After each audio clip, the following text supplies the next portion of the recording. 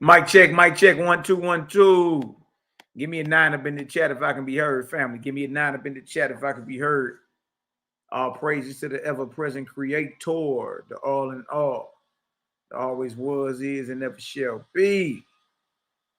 Yeah. Shout out to the haters, jaw jackers, and naysayers. Yeah. We love y'all too. Next on the chopping block, Elder Yarah stuck his head out the window. Wow, this little cubby hole. I've been told y'all we got there's snipers. Created gang, got snipers everywhere. If you pop your head out, you're gonna get sniped. You feel me? So it was brought to my attention by one of my beloved brothers that he got a video series out, basically calling himself trying to throw shots, you know, that created gang, more specifically the OWASP. You feel me? And it's the same soup warmed over. It's the same stuff everybody else says all the time. You feel me? And it's really nothing but more of a delay to keep you from getting into the text to look at the information and examine it. You feel me? Because if we was this critical about the Bible, then none of them would be reading Bible. You feel me? Like none of them would be reading Bible at all. Like no one reads the letter that the translators wrote to the readers. You know what I mean? Nobody reads what the translators wrote to King James. Nobody gets into the 1611 title page, the art, the Masonic regalia that's on. You don't even get into none of that. You just go right into Genesis 1 and 1. You don't go into James Strong and look into his background.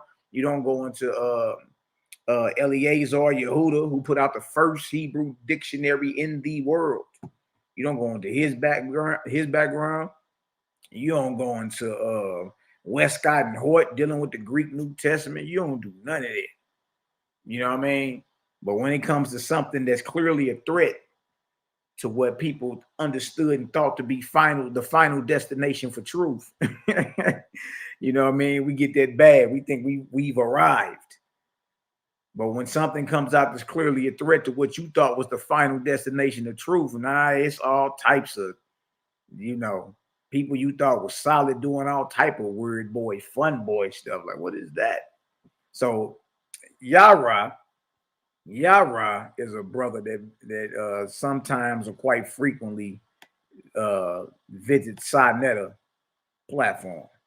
Ain't nothing personal against the brother, nothing like that. You feel me? But he clearly don't know what he's talking about, just like everybody else that came up against the gang don't know what they talking about. All right, so this is the bro right here. So this is what he got out right here.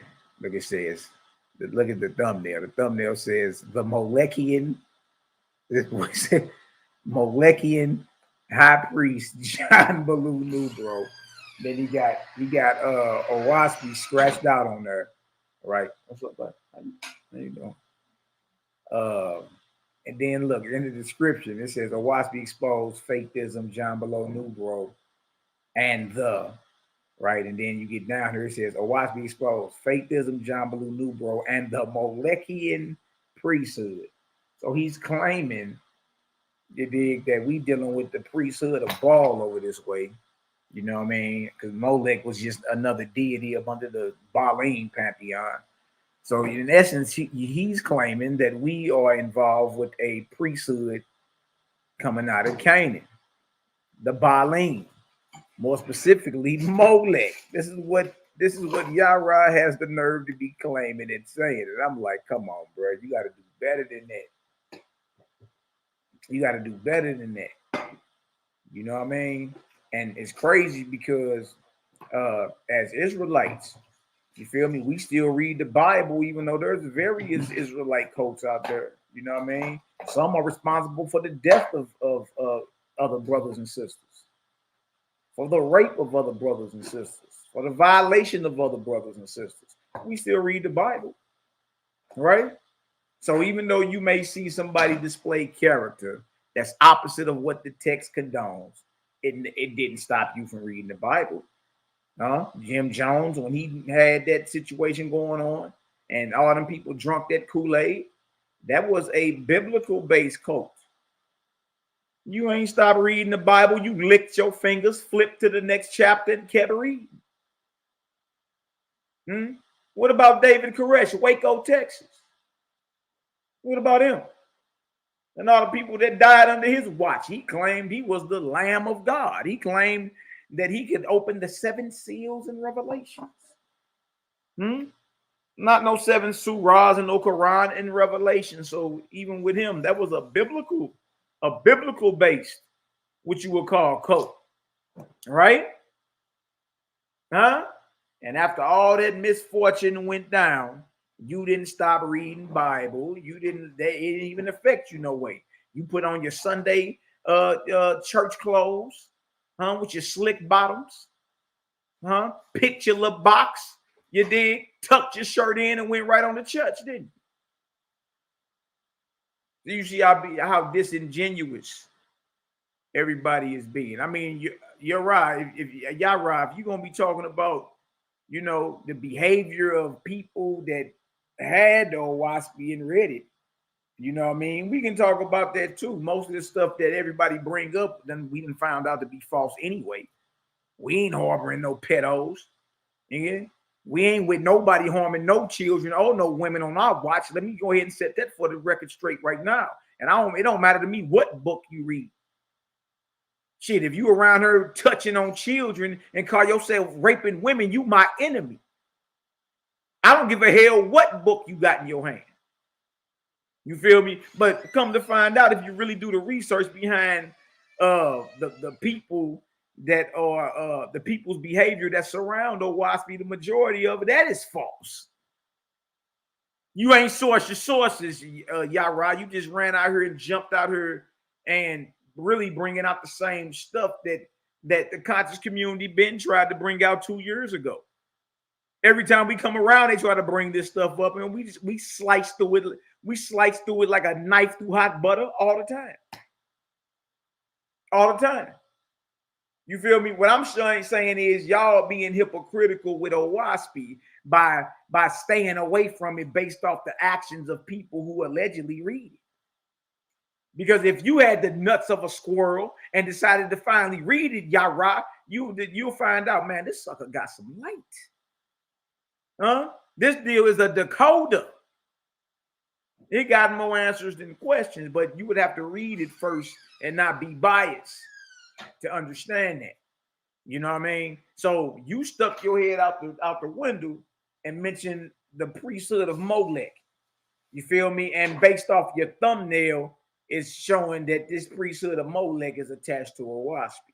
That's what you evidently saying. You got WASPI whacked out on your thumbnail. You got JBN right there, which he was just a normal man as well. Had outside pussy outside his wife. When you come to find out, he was a dentist. He was a normal man. Okay, so nobody's over here praising him. I heard also you said that we worship angels over here. No. See, that's what I'm saying. You steady sticking your head out the window and get sniped once again. That ain't us that's guilty of that. That's you. That's you. It ain't us. You feel me? So I would say, brother, read first before you come for us. Or get with some people that really understand this thing before you decide to jump out there and critique it. You feel me? Because this ain't something that you just climb overnight. You know what I mean? The best of them done already attempted and failed. You know what I mean? When I say the best, I'm talking about the best out of the Hebrew Israelite community. Like a Zion Lex failed horribly against Selah. You know what I mean? Zoyak ran up, failed against me. Easy. Judah Natural ran up against Cal, failed. Gideon ran. Avery ran for me. You know what I mean? Like, we done, I mean, everybody from the top cats down to the little cats. Gravelmouth is at the Source Debate League. Destroyed him. Even though they voted against me, but everybody know what it is. You see what I'm saying? Even ran through an atheist. Another Paul lover. Like this thing been going on real easy. All praises to the Creator. What I'm saying is, if you're going to come for us, you feel me? For one, if you stick your head out, you're going to get sniped because we got snipers everywhere too. at least study first. At least study first so you don't jump out here and be looking stupid. You're connecting the priesthood of Molech to a WASP. That's what you're doing. All right, so, let's go ahead and show a few things. It's all good.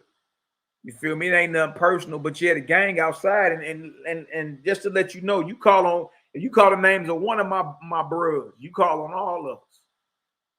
We mob deep like the angels. That's just what it is. So, y'all get jumped messing with us.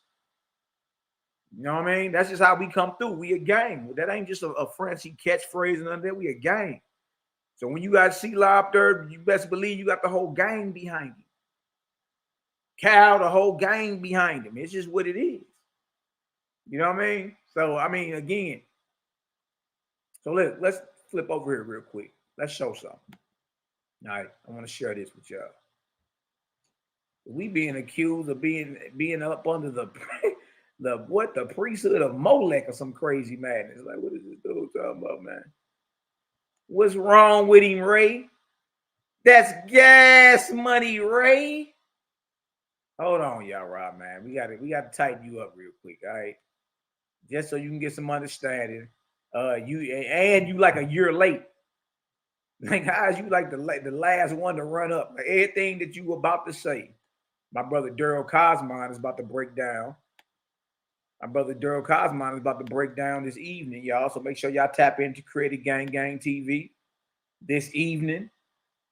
This evening, we got our brother Daryl Cosmon. Oh, Robert McCall, the Equalizer. We got the Equalizer. And he's about to do one of my things I love to do. Like let you hang your own self. Play your video up, pause it, show the foolishness in what you're saying. All right, hit play again. Up, he said something else. Pause it, show the foolishness in what you're saying. Yeah, boy, you about to get picked apart. Because again, we got snipers everywhere.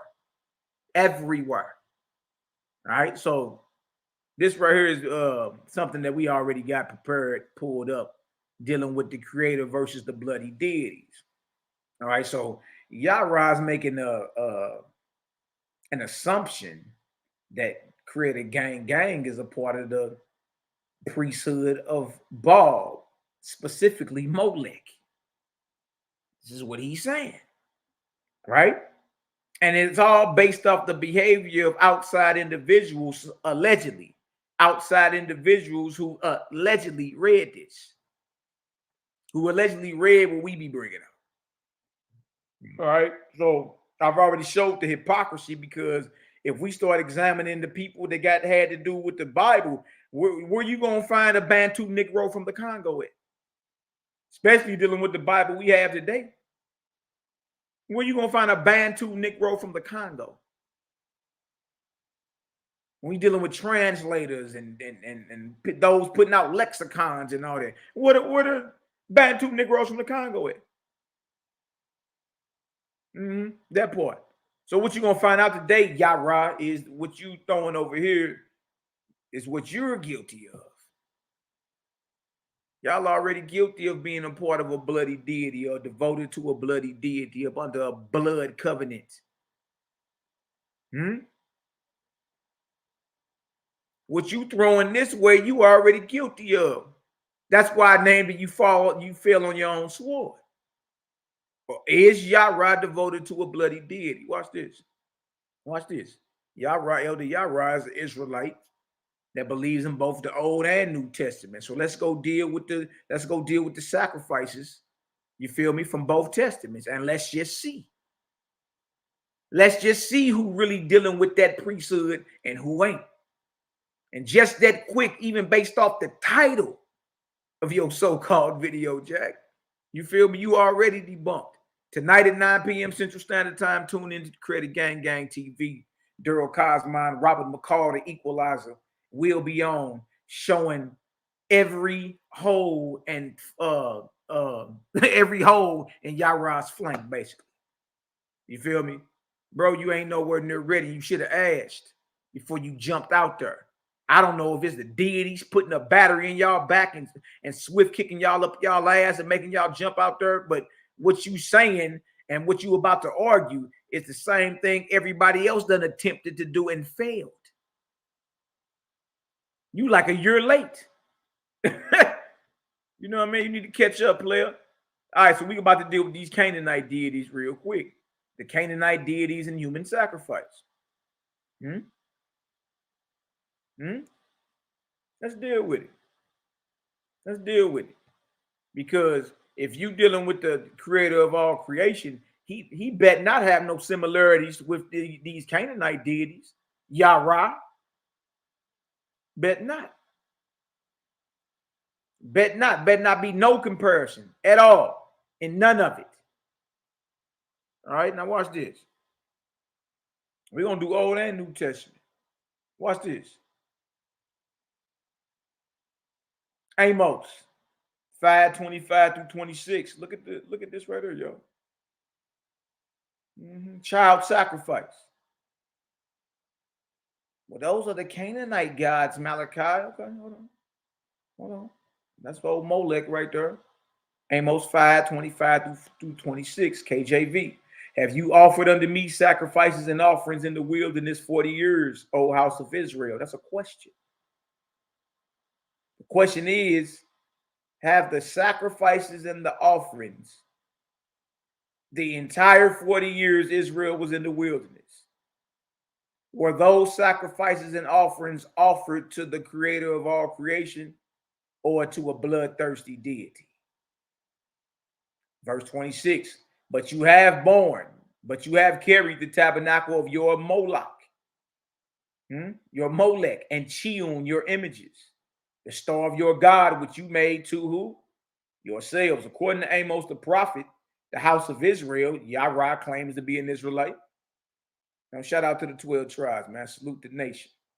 You know what I mean? According to Amos the prophet, the house of Israel never offered their sacrifices to the creator, but to the blood deities of Canaan, El, Baal, Molech, etc.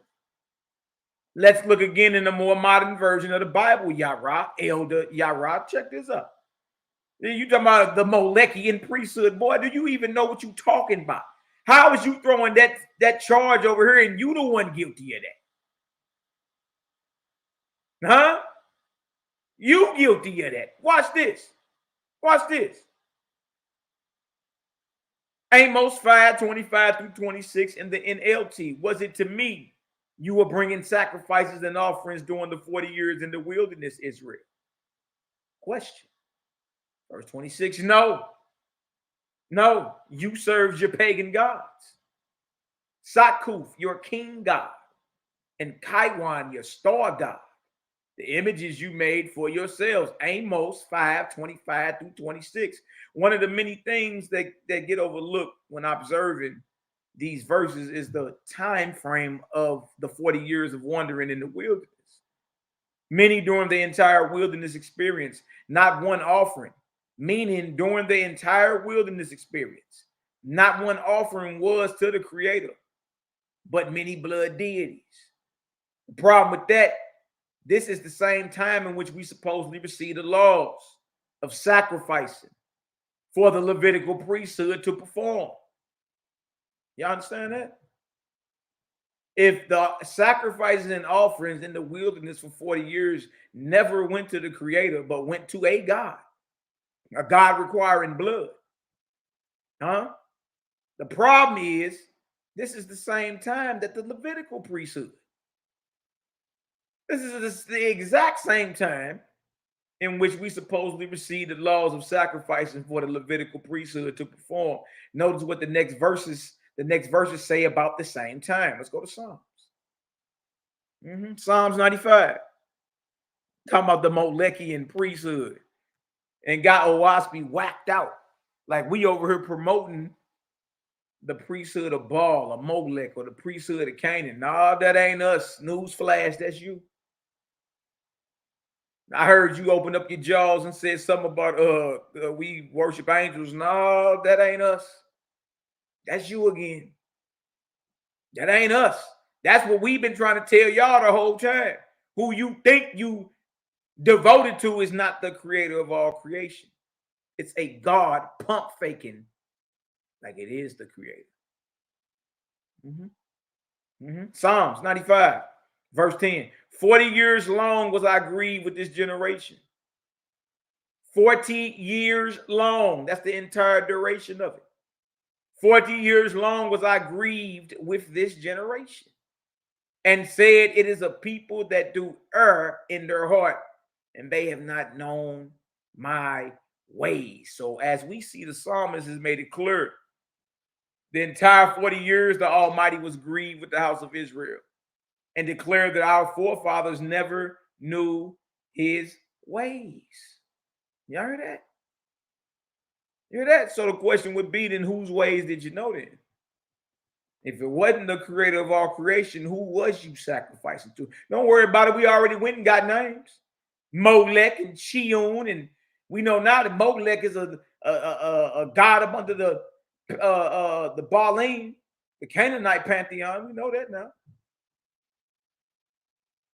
So whose ways did you know? If you didn't know the creator's ways, then whose ways were you performing? Whose ways did you know those entire 40 years? Now, during this 40 years, don't forget, you got Passover happening. You got the Feast of Weeks. You got Tabernacles. You got all the feast days happening in Leviticus 23. But we got in Amos, where it said, no, those offerings and sacrifices didn't go to the creator of all creation. It went to Molech and him downstairs. All those little deities. Double back with Psalms, and Psalm says that the creator was grieved with the house of Israel for the entire 40 years of wandering in the wilderness, and boldly declared that the house of Israel never had knowledge of his ways. Well, whose ways did they have knowledge of? What were the priests doing? Who were they offering to? If you understand so far what I'm trying to say, go ahead and give me an 8 up in the chat. No, Elder Yarah, what you claiming we guilty of, that's you. That's you. That's you. That's not us. We ain't with the bloody sacrifices. We ain't the one saying that you can see the creator, that Moses saw his backside or his back parts, that Isaiah saw him sitting on the throne and his cape covered and filled the whole temple, or that Ezekiel saw him sitting on the throne and riding on a cloud. You know what I mean? We understand the creator of all creation to be ever present. All in all, there always was, is, and never shall be. Ever present means, Elder Yarah, means what? Everywhere at the same time. Everywhere at once and unseen. So if you can see it, if it has form and figure and it's worship, that ain't the creator. That's a false god. Pump faking like the creator. Why? Because it's worship. Any true God or true goddess, son or daughter of the creator, is never worshipped. They're just your brothers and sisters. Highly advanced and highly trained.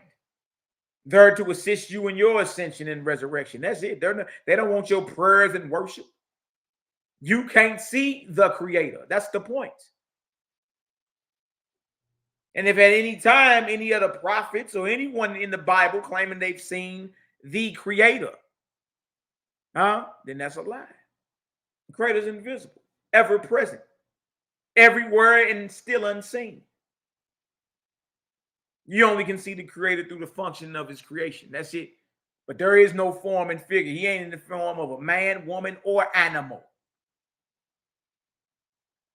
So as we see the psalmist has made it clear that the entire 40 years the Almighty was grieved with the house of Israel and declared that our forefathers never knew his ways. Jeremiah 32 and 35, and they built the high places of Baal, which are in the valley of the son of Hinnom, to cause their sons and their daughters to pass through the fire unto Molech, which I commanded them not. Neither came it into my mind that they should do this abomination to cause Judah to sin. So we talking about human sacrifice. Human sacrifice is something that's very peculiar to the Molechian priesthood. Elder Yarah, do you know that one? Human sacrifice. Hmm? Mm. Mm. Okay. So as we can see, the Canaanite deities under many names required human sacrifice. Let's look at El. Source, Wikipedia. Let's look at El. There he is. Him downstairs. Look at El. There go El right there. That's the singular form of Elohim. El is singular. Elohim is plural.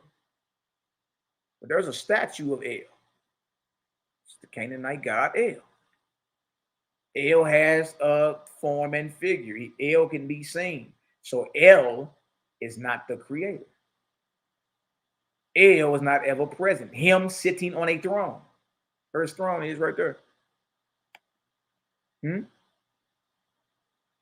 Biblical God sits on the throne. If you're sitting somewhere, you're localized. That means you're not ever present. Now, the sons and daughters of the Creator, true gods and God, they sit on thrones. They're not worshipped, though. That throne is called the Creator's throne. They've never seen the Creator either. They just build it in the name of the Creator, sit on it, and the Creator comes down in a beam of light and starts speaking through them. Right? But in essence, if you can see it and it's worship, if it has form and figure and it's worship, it is not ever present. And it's not invisible. So if you can see it and it's worship, it is false. There go El right there. Sitting on a throne. Now the Creator is invisible. You can't see the Creator. The Creator is everywhere and unseen.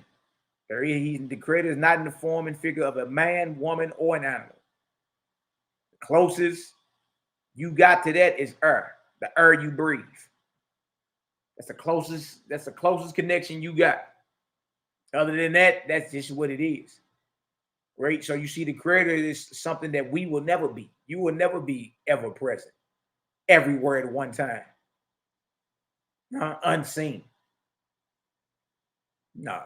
In your realm, when you cross over in your realm, you can be seen by those in your realm. But that's El right there. That's where you get Elohim from. That is a Canaanite god, a deity. Let's read a little bit by El. Shout out to my brother, Primordial Cosmic Energy. That brother, boy, got it up. Boy, he got a book for every bump on your face, B. Shout out to my brother, man. Good to see you. El deity. And this right off Wikipedia, man. This stuff easy, man. El. Also El, Ugaritic, Elu, Phoenician, El, Hebrew, El, Syriac, El, Arabic, Elah, Arabic, Cognate, Akkadian, is a Northwest Semitic word meaning what? God or what? Deity. Deity. Say deity right there. Deity. El, Elohim, or deities. Or come, let us make man. And God said, the word there is Elohim. Those are deities starting off Genesis. That ain't the creator of all creation. And the gang of the Israelites admitted. They said that ain't the Most High. Those are angels. Okay, well, those are deities. That's it. Our point proven. The creator is not created in the Bible. It's the deities. Look at this right here. Meaning God or deity, or referring as a proper name to any one of multiple major ancient Near Eastern deities. Really? El could mean many. that deal say of multiple major ancient Near Eastern deities. A rarer form, Elah, represents the predicate form in the Old Akkadian and Amorite languages. The word is derived from the Proto-Semitic Il, meaning God. Specific deities known as El, Al, or Il include the supreme god of the ancient Canaanite religion. Ball game, baby. Curse be Canaan, but you got the name of his gods. Huh? Well, good or bad. You got El and Yahweh. Those are Canaanite gods. Molech is a Canaanite god. Baal is a Canaanite god. You see? See, before you get out there and get to running your jaws, Elder Yarah, know what you talking about. You feel me? We ain't no Rudy Poops like you elders used to say back in the day. We ain't just jumped out here. You feel me? The gang is seasoned. And if you want to talk about an Israelite career, my career been immaculate. I don't think you put up numbers like me. I ain't not bragging. I'm just saying. Or as long as me. Or consistent as me. You know what I mean? My Israelite career been immaculate. Active since 2005 teaching. Several times a week since 05. You know what I mean? Found out I was Israel in 03. So you talking about 21 years. 19 active banging. So no, we not no maybe you just been living up under a rock for the past couple of years and you just ain't paid attention. You know what I mean? But ask your mans and them. They know. They know. So look at this. It says right here, specific deities known as El, Al, or Il include the supreme god of the ancient Canaanite religion. You see that? And the supreme god of Eastern Semitic speakers in early dynastic period of Mesopotamia. El or Elohim ain't even exclusive to Israel, to the Israelites. El been around.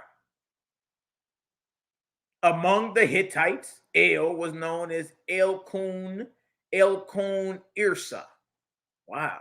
Although El gained different appearances and meanings in different languages over time, it continues to exist as Il or El in compound noun phrases such as Ishmael, Israel, Danael, Raphael, Mikael, and Gabriel.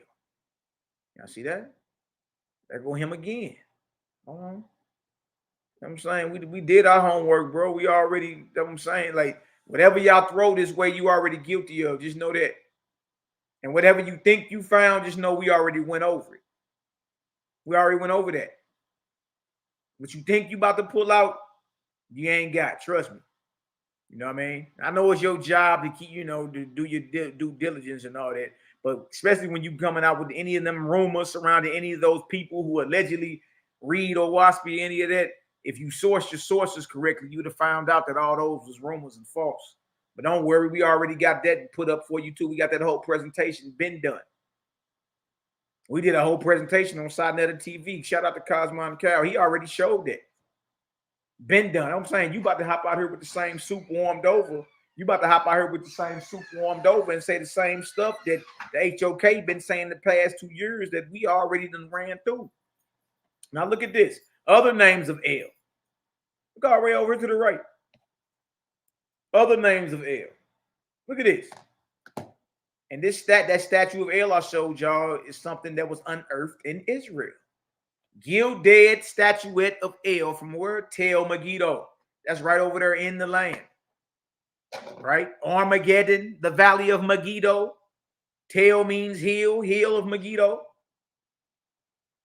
That's right over there. They got this statue right where Armageddon supposed to go down at. That's where him came from. This is where they unearthed him. El, sitting on a throne, king of the gods. El is a Canaanite god. Elohim is so Elohim are Canaanite deities. Elohim is the plural form of El.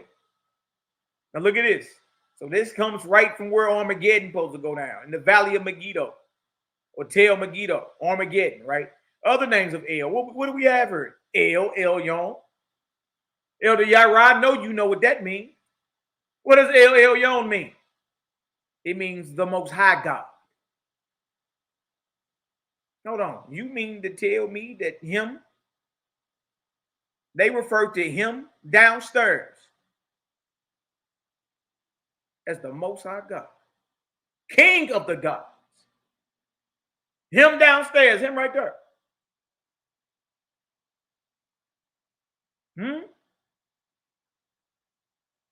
Another name for him downstairs It's El Elyon, which means the Most High God. And every Israelite allows that to roll off their mouths several hundred times a day. The Most High God, the Most High God, the Most High God. They got a statue of the Most High God. Whether you accept it or not makes no difference. Why? Because you got Canaanite gods. El is a Canaanite god. Yahweh is a Canaanite god. Elohim just means deities, or all the gods that's up under El. What else is another name for El? El Shaddai. What does El Shaddai mean? Well, that's the name that Abraham called on according to the biblical narrative. God Almighty. So one means the Most High God, the other one means God Almighty. Both can be found in Bible. Both can be found in Bible. I can look up El Elyon right in the Strong's Concordance and El Shaddai right in the Strong's Concordance. The Malakian priesthood, that was cute, Yarah. You tried, but you failed. All right. What is El abode? Mount in a mountain, Mount Leah. What is El symbol? That of a bull. That of a bull. Really? El, one of his many symbols is a bull. Molech bull, eh? That's crazy. Region, the Levant, particularly Canaan, and Anatolia. Consort, El has a woman. Asherah or Ashtaroth. El has children. Anat, Ashtar, Baal. There go Baal. Old boy sitting on that throne. That's Baal's daddy. So Baal would be a what? An Elohim. Because Elohim is just the plural form of El. Well, we're looking at his family. So it's El and his family, which would include one of his wife and his children. Baal being amongst them. Mot, death. Shahar, Shalim, Shapash, Yam. Ugaritic religions. Athat, and Hadad, 70 sons in total. Syrian equivalent of El is Dagon. Mesopotamian equivalent of El is Anu, like Anunnaki, and Enlil.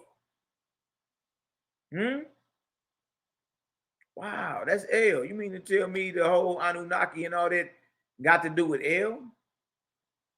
That is El. Anu, Enlil, Enki, all that Anunnaki and all that, you dealing with El. Hurrian equivalent is Kumarbi.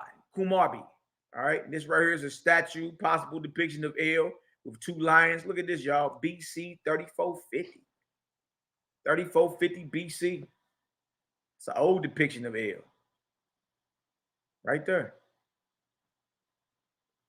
And if that's the case, that's older than the oldest depiction of Osiris. Going back to the 3rd millennium BC. El.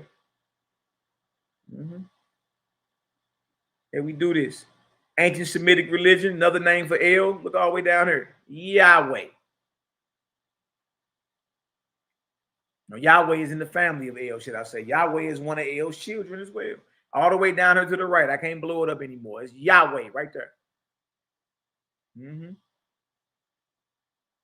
That's crazy, man. You dig? So no, Elder Yarah, that's you that's actually up under a Malakian priesthood. Right? And remember that the Canaanite, Malakian, Baalim priesthood is heavy into human sacrifice. Hold that. Look at this right here. Ugarit and the Levant. For the Canaanites and the ancient Levantine region as a whole, El or Il was the supreme God, the father of mankind and all creatures. Who are we talking about? El? Elohim is the plural form of singular El. There he is right there. There he is. Him downstairs. There he is right there, looking like Mr. Miyagi. Wax on, wax off, Daniel's son. Wax on, wax off, Daniel's son. There go El right there, man. They unearthed this boy in Israel. Wax on, wax off, Daniel's son. There he is right there, him downstairs. See, what you mean, curse be Canaan, and you got the name of his gods as your gods. And then in Bible, you got Yahweh and El being the same deity. Like, man, look, in history, they're separate deities. They're father and son. El is the father, Yahweh is the son of El. But in Bible, they're the one and the same deity. Wax on, wax off, Daniel's son. Him downstairs, there he is, sitting on a throne. So El can't be the creator. All right. If you think that El or Elohim is the creator, you dig? Give me a 1 up in the chat. If you know that El is not the creator, give me a 2 up in the chat and then put your reason why El or Elohim can't be the creator. So 1 if you think El, regardless if you think this is El or not. All right. Put a 1 in the chat if you say El or Elohim is the creator of all creation. Put a 2 in the chat if you know that this is not the creator of all creation and why. Because remember that the main attributes of the creator. Once you understand that, you can't be fooled.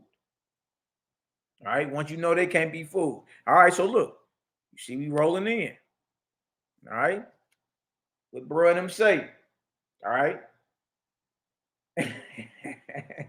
Ayo just came from the barbershop. Hey, C-Line, you crazy, bro. 2, right, exactly. This is not the creator of all creation. 2, and is a man. Dural Cosmon 2 has form and figure. Form and figure. So in other words, y'all, if you can see it and it's worshipped, it is not the creator. And if you can see it, it's not ever present. You feel me? So if you can see it, you can see El, and it's worshipped. People worship El. To this day, Elohim, El. All right? Well, that means, y'all, that El or Elohim is not the creator. Why? Because it can be seen and it is worshipped. Meaning it has form and figure and it is not ever present. See that? That's easy work. It's easy work. So they believed him right here. Go back down. Go back down. They believe him right here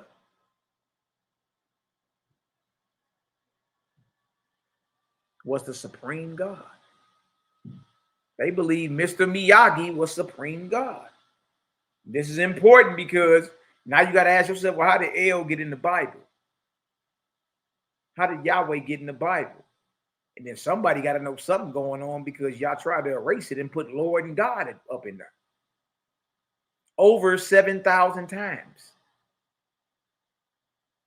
So Yahweh and El got removed out of the Bible, thus out of people's minds. Yahweh got replaced with Lord and El got replaced with God. And Yahweh and El became the Lord your God. But I'm saying for Yahweh and El to be removed out of the Hebrew Bible, to be removed out of it, you feel me? Who made that decision? Because it had to be deliberately done if it was done over 7,000 times. Y'all, to the point that when you read the Hebrew Bible, the Hebrew Torah, I got the Stone Edition and the JPS, and I read it.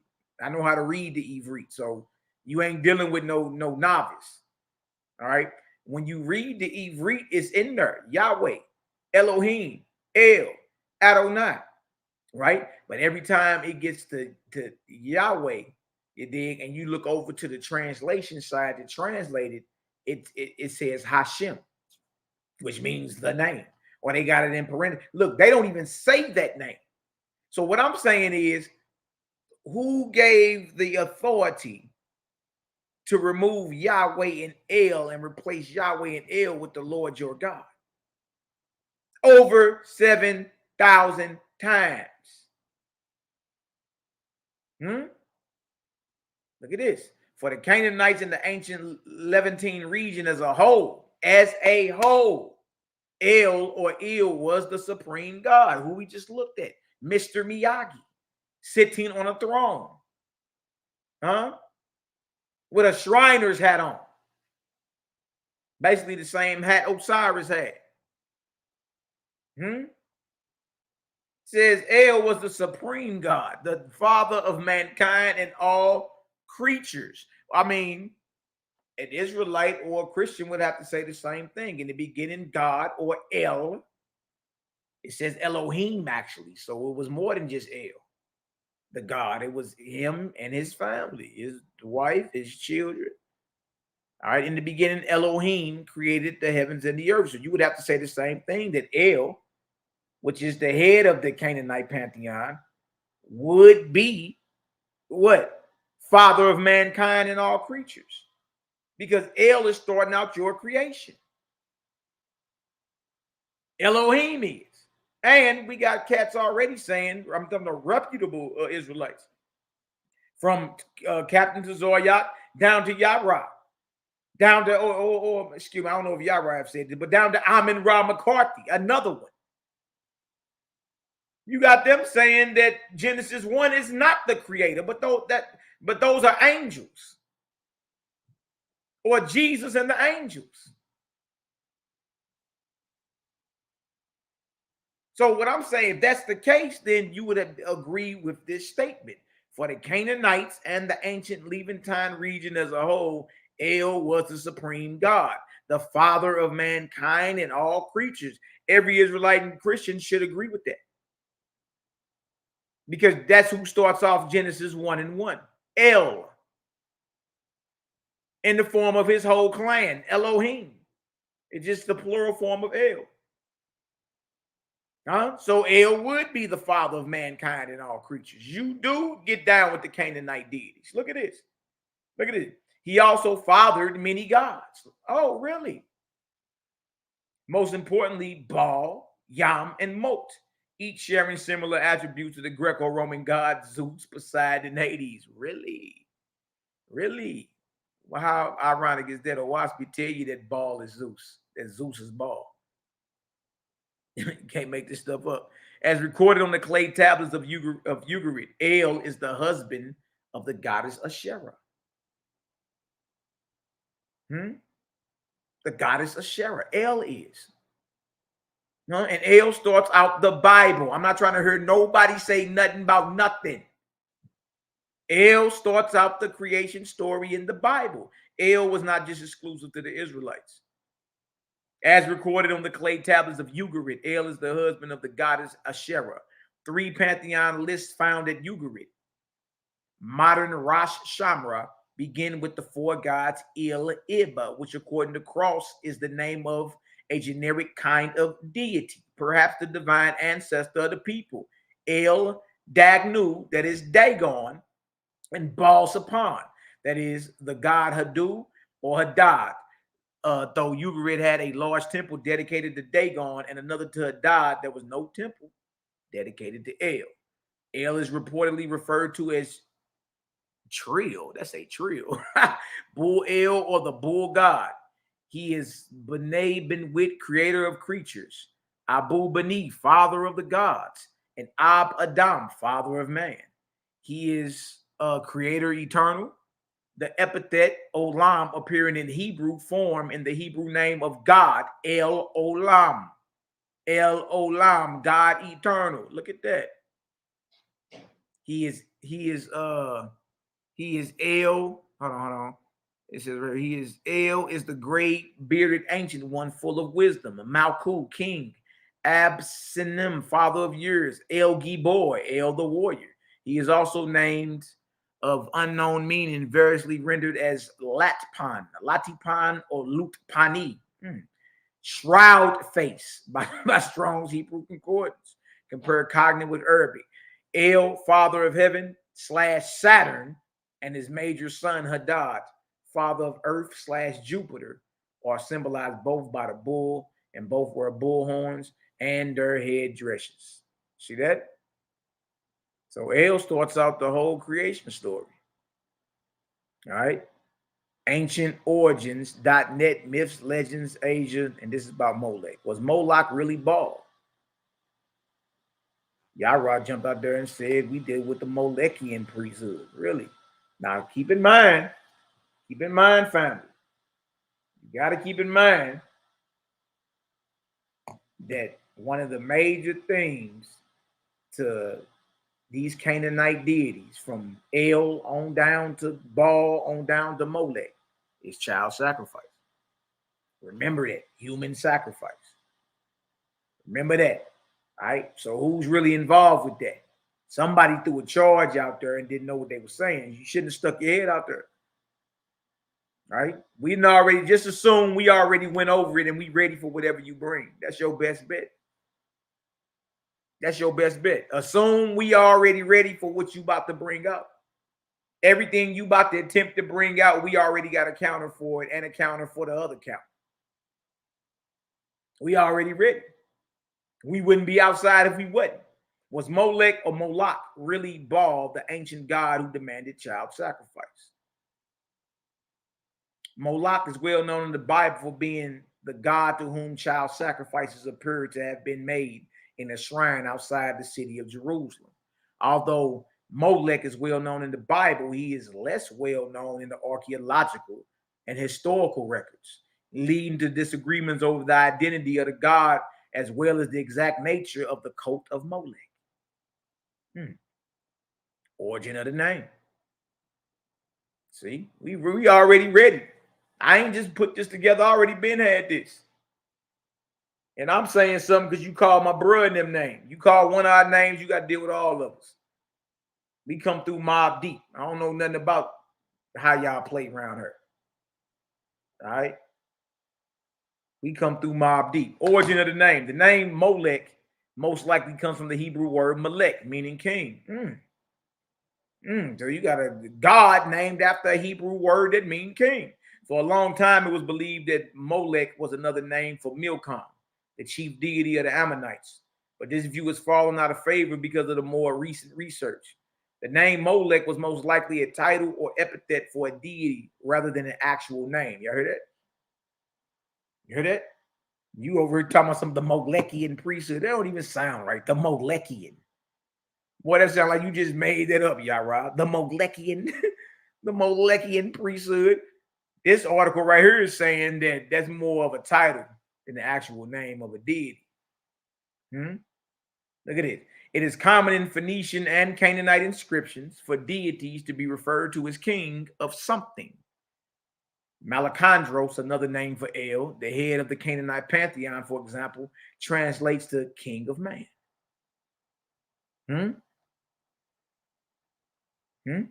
More human sacrifice.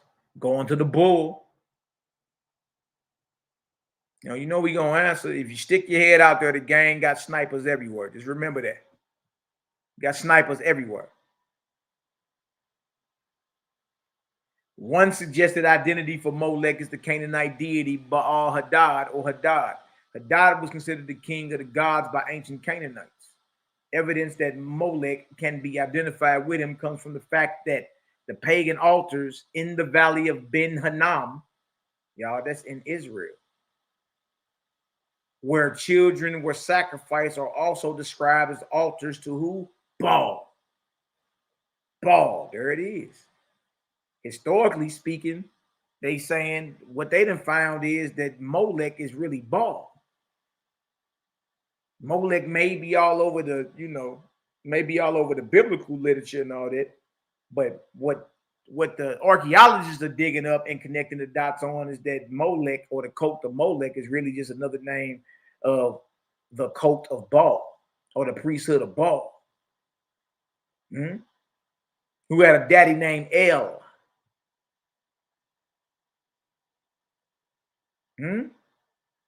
It says also described as altars to Baal by the prophet Jeremiah. Furthermore, Assyrian texts state that child sacrifices were made to Adad, the Assyrian equivalent of the Canaanite Hadad.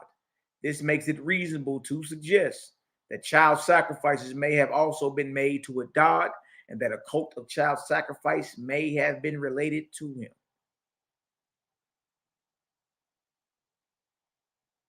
All right.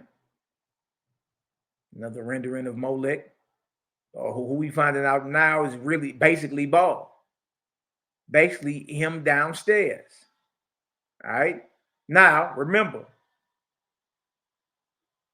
a key attribute of them Canaanite deities, y'all, is child sacrifice or human sacrifice. All right, bloody deity number 2. So let's go ahead and show Yahweh then. We went into the Canaanite deities, right? Even went to Wikipedia, El, we see every name from El to Yahweh on that list. Baal, Ashtaroth, you know what I mean? And these are the Baalim or the Elohim. The Elohim, all right? Elohim is who starts out the Bible and creation. We already got a reputable Israelite saying the Elohim is not the creator. What is we even talking about then? Y'all proving our point. Huh? We even show you historically the Canaanite God El and his many names, from the Most High God to God Almighty. Huh? But look at this. Old Testament sacrifices and offerings. All right, let's go look at what a burnt offering is. So look at what a burnt offering is. All right. The burnt offering was a sweet aroma to the Lord, involving total consecrated sacrifice of an animal. The sacrifice to God by Christ was a complete and total sacrifice. The giving of our lives to Christ is a complete and total consecration. Really. How? Offerer lays a hand on the head of the animal, transferring the benefits of the subsequent offering to the offerer. Animal is killed and placed upon the altar. Is burned in its entirety, offered as a complete and total offering to God, or to Yahweh, or to El.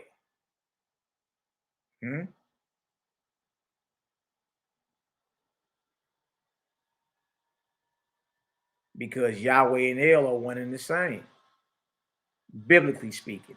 Remember what I said, okay? That one of the main attributes of the Canaanite priesthood, or the priesthood of Baal or El, is what? Human sacrifice. Let's go to Judges 11 and 29 through 31. All right. Have humans ever been offered up to biblical God as a sacrifice? Has it ever been allowed? Has it ever been commanded? See? You over here throwing shots like what we own is part of the priesthood of Canaan. Whether you saying Molech, Baal, Elohim, whatever you saying the creator gang is pushing, and that Owaspy endorses the priesthood in Canaan. That's what you saying.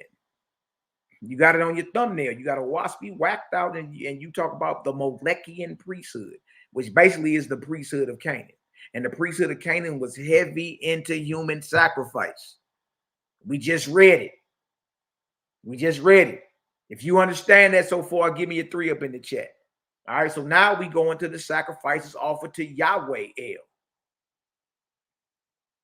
Yahweh El, or Yahweh Elohim. Right? And we see one of them is a burnt offering. Okay? One of them is a burnt offering. How you out here throwing shots about we dealing with the Canaanite pantheon, and you already guilty of it. You already guilty of it. And trip out this. And this is what you come outside to play with. You show you want to go to war with Creator Gang with this hanging over your head. Shout out to my brother Selah Shalom. I feel him, man. Look, hey, if the God is false, everything y'all talking about don't mean nothing. We dealing with deities. Look at this. Then the spirit of the Lord, that's Yahweh, Elder Yarah. Then the spirit of Yahweh came upon Jephthah. And he passed over Gilead and Manasseh, and passed over Mizpah of Gilead. And from Mizpah of Gilead, he passed over into the children of Ammon. And Jephthah vowed a vow unto who? Yahweh. And said, if you shall without fail deliver the children of Ammon into mine hand, then it shall be that whatsoever comes forth of the doors of my house to meet me, when I return in peace from the children of Ammon, shall surely be Yahweh's. And I will offer it up for a what? A burnt offering. A burnt offering.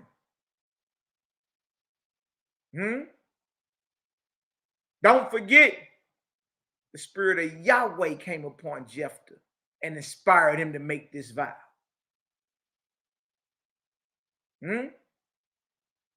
Why do you say that, Malachi? Verse 29, then the spirit of the Lord came upon Jephthah. Verse 30, and Jephthah vowed a vow unto the Lord, unto Yahweh. So this is Yahweh's spirit inspiring Jephthah to make a vow to him, right? That if he is successful in this war, if he is successful in spilling the blood of the children of Ammon, if he is successful and he returns home in peace, that whatever comes out of his door to meet him first is the Lord's. It belonged to Yahweh. And how do you prove it belonged to Yahweh? Oh, Yahweh, I'm going to offer it up as a burnt offering to you. Wow. Wow. So don't forget, Yahweh's spirit is what propelled this vow. This vow of offering up a burnt offering to Yahweh. Look at this. Talking about the Malakian priesthood. Boy, you better go sit down and reread Bible. Because you up Shit's Creek without a paddle jack and don't even realize it. Look at this. Don't forget, Jephthah was inspired by the spirit of Yahweh to make a vow concerning a type of sacrifice called a burnt offering. It is Yahweh's spirit. It's Yahweh's spirit behind the whole vow.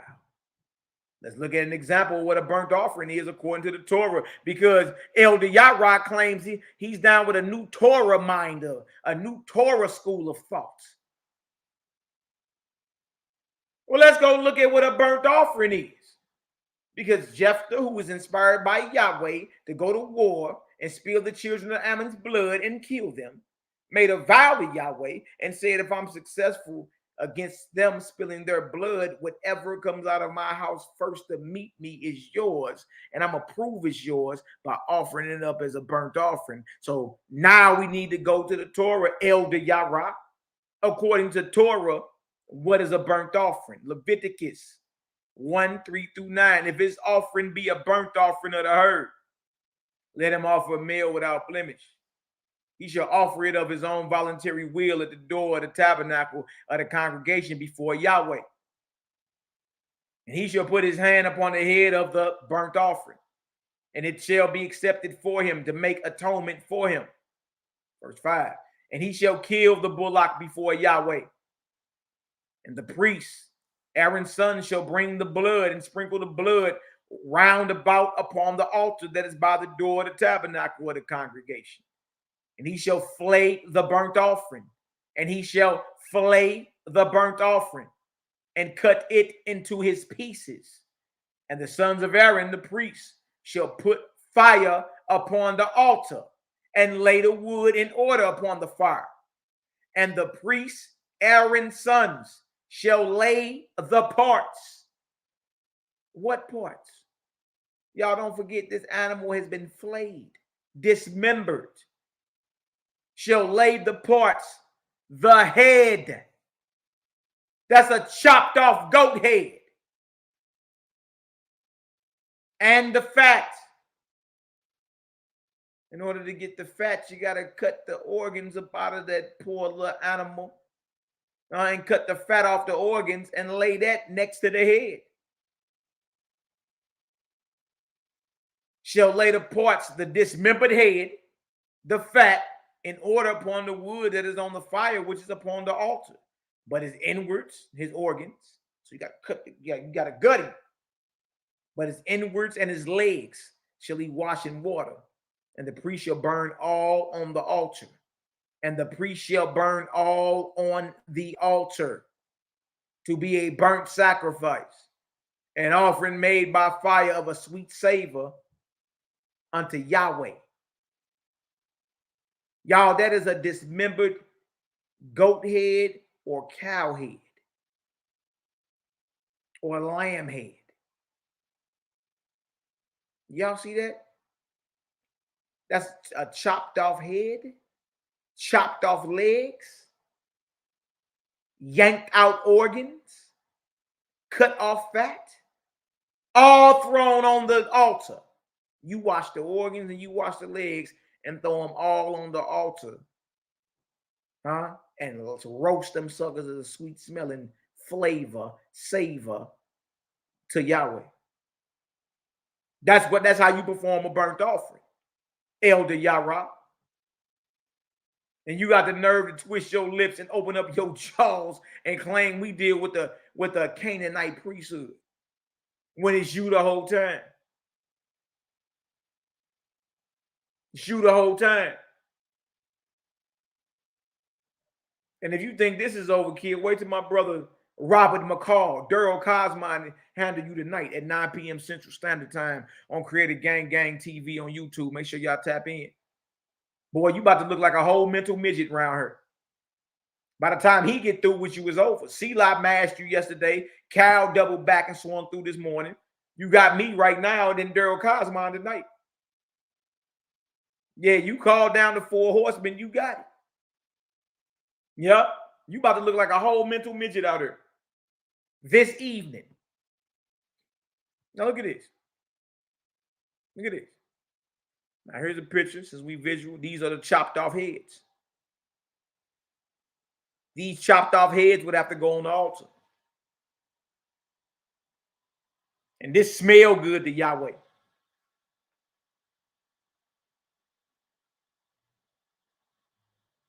That deal in Leviticus say the priest Aaron's son shall bring the parts, the head. Chopped off heads go on the altar to biblical God. Chopped off heads. And he got the nerve to open up his jaw and say, or twist his lips and say, we involved with the Canaanite priesthood, the Malekian priesthood. Now what the hell do you call this? What do we know about a burnt offering according to the Torah, Elder Yarah? The victim, because that's what they are. The victim is killed before Yahweh. Point number 2, Aaron's sons, the priest, collect the blood of the victim and then ritualistically sprinkle the blood round about the altar of burnt offering. Ritualistically sprinkle some blood, boy. Probably make them a border real quick. Look at this. Point 3, the priest then cuts in pieces and dismembers the victim.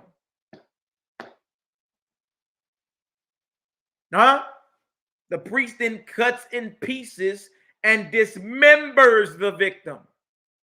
Because that's what them animals are, they're victims. Look at this. Point 4, the priest, Aaron's sons, start the fire.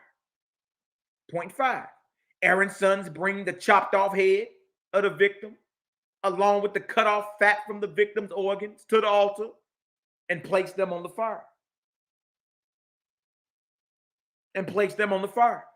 Point 6, after the victim's cut off legs and cut off organs have been washed with water, they join the rest of the dismembered victim in the fire upon the altar of burnt offering. Point number 7, the smell of blood, a chopped up victim, fat and organs all roasted in a fire is a sweet smelling aroma to Yahweh. With Jephthah making this tragic vow to offer up the first thing that comes dashing out of his door to be a burnt offering, he would have had to perform all the above requirements, from the sprinkling of blood, dismemberment, and even roasted holy. If any God came to you and said, offer this up as a burnt offering, right? then, and we go show you the directions on how to offer something up as a burnt offering, then you got to perform that. You feel me? Hold on for 1 second, family.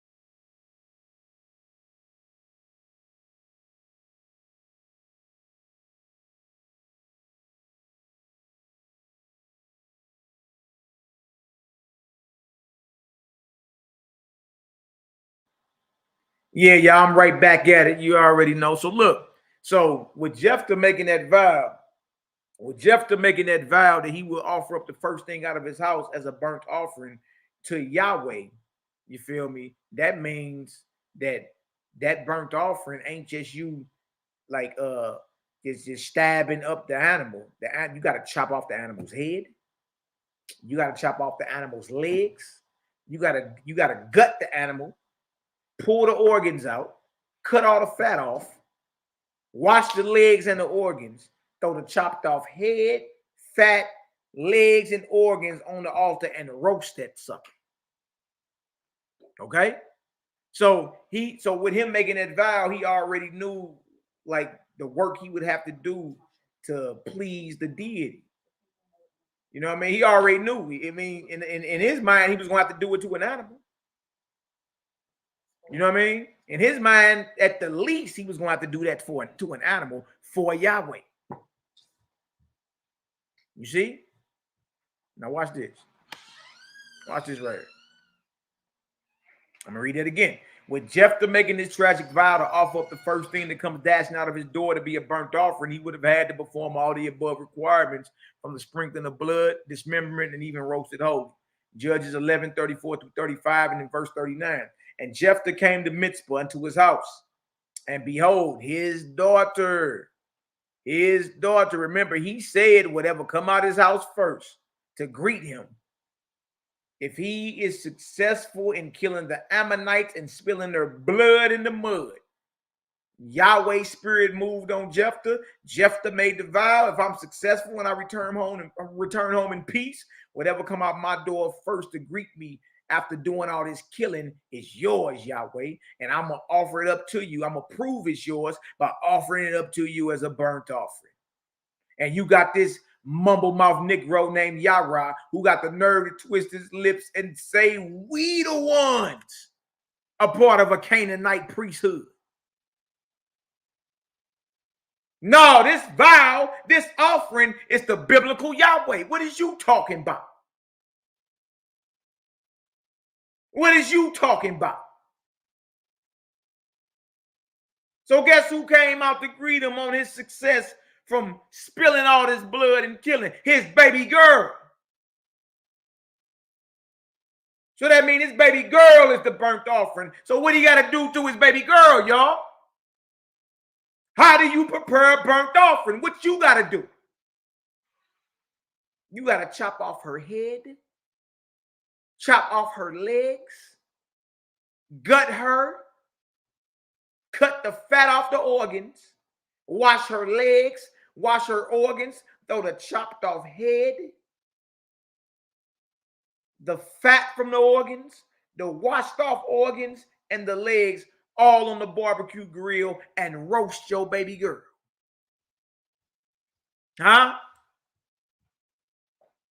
But we the ones that's dealing with a bloody deity. We the ones in darkness. How dare you open up your mouth and come outside with all this hanging over your head? I wouldn't even said nothing having all this hanging over my head. And let's not forget who or what inspired Jephthah to make this tragic vow. Yahweh did, his spirit. The very spirit you niggas call the Holy Spirit. Man, this is real out here, man. That's what I'm saying. Like, y'all need to stop playing with us. Just look, just when we go live, get you in a waspy. When we go live, sit down, class is in session. That's it. That's it. Time to take notes. What you thought you knew, you don't know. What you thought you knew, what you think you have, you ain't got.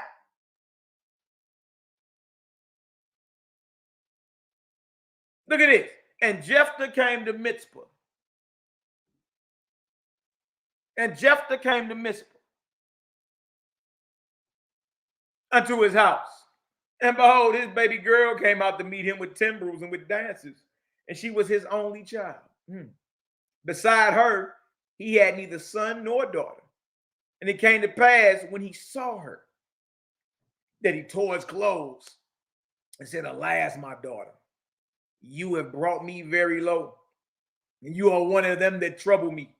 For I have opened my mouth unto Yahweh. And I cannot go back. Verse 39. And it came to pass at the end of 2 months that she returned unto her father, who did with her according to his vow, which he had vowed. And she knew no man. And it was a custom in Israel that the daughters of Israel went yearly to lament the daughter of Jephthah, the Gileadite, 4 days in a year.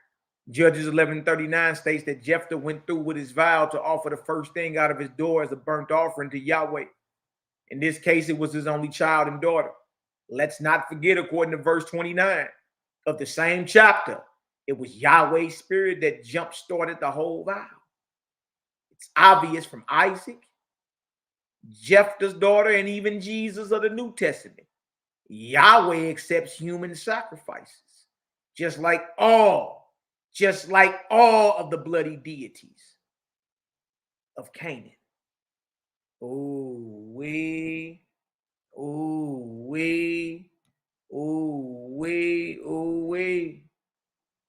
Huh? So that means Jephthah, if he performed that vow, what was his vow? What was Jephthah's vow? If he performed that vow, and the Bible says he did, the Bible says he performed his vow. What was his vow? What was his vow? Judges 11:31. What was his vow? Then it shall be that whatsoever cometh forth of the doors of my house to meet me when I return in peace from the children of Ammon shall surely be the Lord's, and I will offer it up for a burnt offering.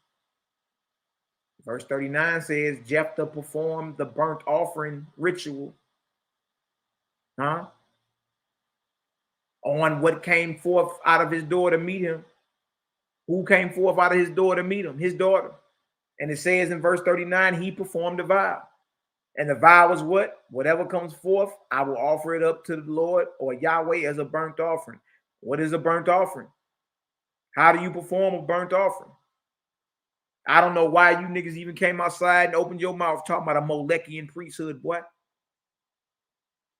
I don't even know why you came out your house and twisted your lips, bro. Jephthah just offered up his daughter as a burnt offering to Yahweh, and it was accepted. And it was Yahweh's spirit that came upon him that inspired him to say it. And you wonder why when we ask you, would you kill your child if Yahweh told you to, and all of them say yeah.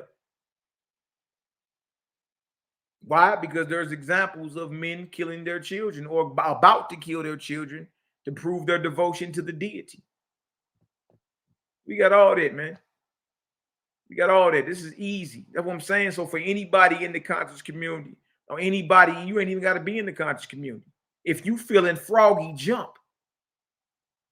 Because I'm going to tell you like this. The entire earth is blanketed up under deity worship.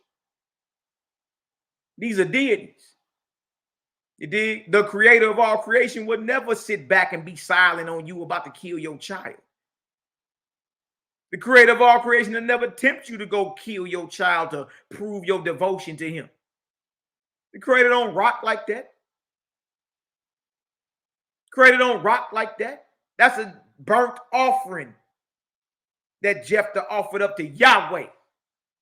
And that burnt offering is a human sacrifice. A child sacrifice, a human sacrifice. The very sacrifices that Baal and Molech accept. You mean to tell me that biblical Yahweh accepts the same sacrifices as Baal and Molech and all them? You can't say he don't, because we just read in Judges 11, 29 through 40, that the daughter of Jephthah was offered and accepted as a burnt offering to Yahweh. And it was Yahweh's spirit that inspired Jephthah to offer up his own, not only his only child, but his only daughter. But we the ones that's involved in a Canaanite priesthood or a Canaanite religion or a Molekian priesthood, like Elder Yarah tried to say, boy, you're looking foolish out here. See, don't allow the deity to put a battery in your back and swift kick you in your ass and have you fall on your own sword. Right? I know you study more than that. Right? You attempting to climb. A WASPI is a steep mountain to climb. You're not going to be able to climb that in a week. No, 2 weeks. You got to really tap in with those that really study this thing, hard body. You feel me? And we can help you out. You feel me? But as long as the conscious community refuses to, if I'm about to go learn about Islam, I'm gonna go tap in with my boy Morpheus. Now, I ain't gonna twist my lips and act like I know everything about Islam. Let me go get with bro Morpheus real quick, man. Morpheus is seasoned in Islam. You see what I'm saying? So I'm saying, when it come down to this OWASP, why ain't y'all coming to get with the brothers and sisters that's been doing this even before me? Y'all need to be tapping in. Study first, then come out inside and rebuke. But even Bible tell you that. Understand it before you rebuke a matter. The problem is, Elder Yarah, you trying to climb a mountain. For one, it's too steep for you. You know what I mean? Too fast. Zion Lex tried and got ragdolled. You dig? He thought he could prepare for a WASP 3 days out. Got ragdolled. All right? You a whole year late. What you think you about to say that we already ain't ran through in this proof? You a whole year late. What rock you been hiding up under? As soon as you pop your head out, you get sniped. We got snipers everywhere. Now, what do we know about a burnt offering? One more time. Right? Jephthah, the spirit of Yahweh came upon Jephthah. Jephthah makes a vow that if he is successful in killing and spilling the blood of the Ammonites, that when he comes back to his house in Gilead, whatever comes out of his house first to greet him is Yahweh's. And he's going to prove his Yahweh's by offering it up as a burnt offering. Long story short, he's successful. He spilled the Ammonites' blood in the mud. He comes back to the house. His daughter come outside. So that means he got to offer up his daughter as a burnt offering. How do you offer a burnt offering? The victim, in this case, Jephthah's daughter. All right, so we're going to read it like that. Jephthah's daughter is killed. Jephthah's baby girl is killed before Yahweh.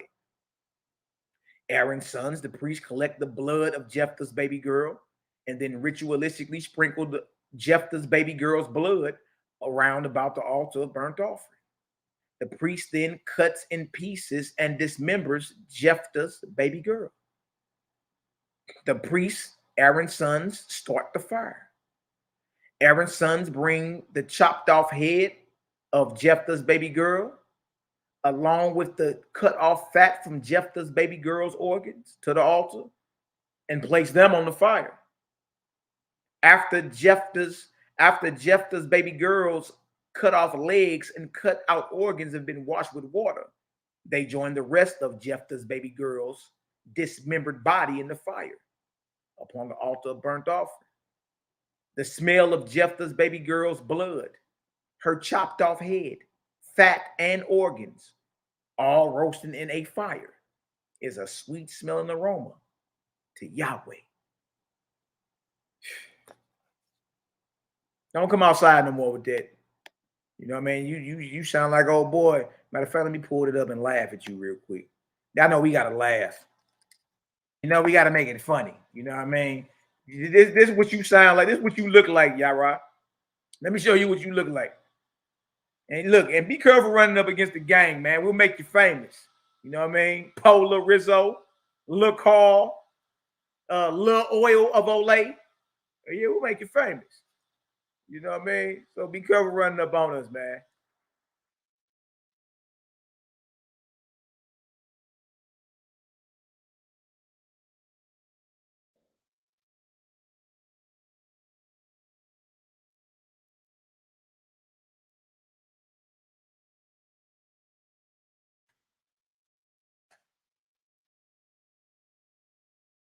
Let me show you something. This is what you don't want to look like out here, Yarah, man. This is what you don't want to look like out here, man. Oh man. Y'all know we got a crack, man. We make jokes out of everything, you know what I mean? Nothing personal. But this is how you looking out here. All right. Let me share this. Make my screen wide. This is how you looking out here, Elder Yarah. Hold on. This is how you looking, Jack. Let me share this with you. You're gonna come back there. All right, so look, don't be looking like this, man. All right.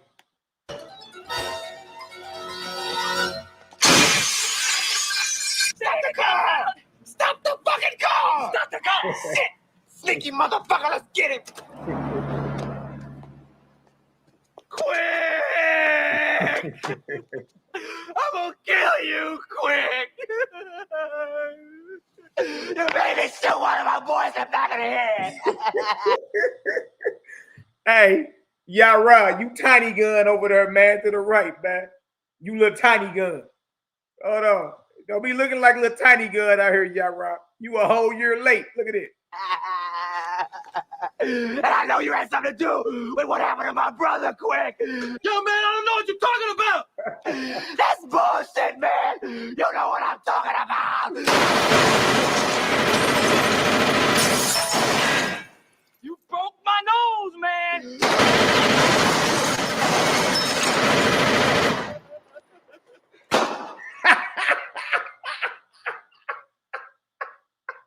Hey, Yarah, you little tiny gun over here to the left, man. Hey, everybody else is the conscious community, man, from last year and the year before. Credit Gang been ran through the conscious community. They tried to spray their bullets, didn't hit nothing. You know what I mean? And here you come all late, little tiny gun. Matter of fact, Elder Yarah, your new nickname is Tiny Gun Capone, man. We're going to start calling you little tiny gun, all right? All right, you tiny gun showing up a whole year late. You dig? Busting this little water pistol. Hold on, man. Y'all ain't hitting nothing out there. Yo, man, I'ma say it one more time. I don't know what the fuck y'all are talking about, and I suggest y'all let me go on my way. I don't know what the fuck y'all are talking about, and I suggest. Yo, man, I'ma say.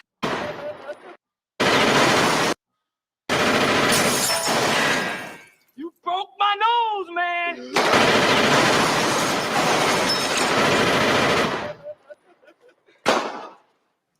Yo, man, I'ma say it one more time.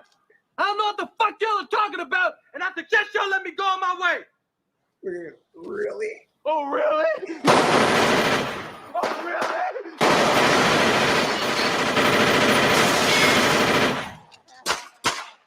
Look at little tiny gun. Y'all right at you, man. Little tiny gun, man.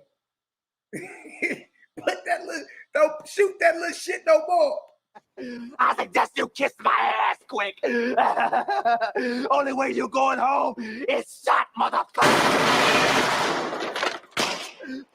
What the hell you think you're doing with that little shit? Yarah, what the hell you think you doing with that little shit? Yarah, what the hell you think you doing with that little shit, man?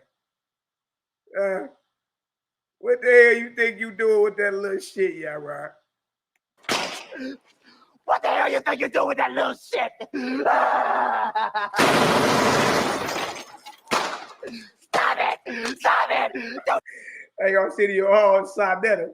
Sadetta gonna slap you upside your shit. Stop it, Yarah. They already attempted to shoot us down, bro, and missed. Everybody did. Everybody got bodied. You know what I mean? The elephant gang is the elephant in the room that don't nobody want to address. You did? But Arsenio Hall and Sadetta slapping Yarah like, didn't I tell you stop shooting that little shit, man? Elder Yarah's tiny gun.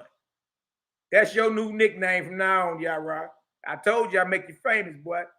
Stop it! Stop it! Don't shoot that little motherfucker no more! Hey. Stop it!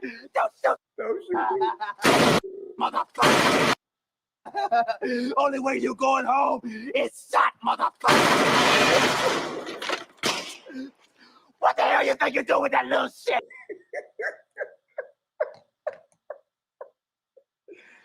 Hey, Yarah, what the hell you think you doing with that little shit, man?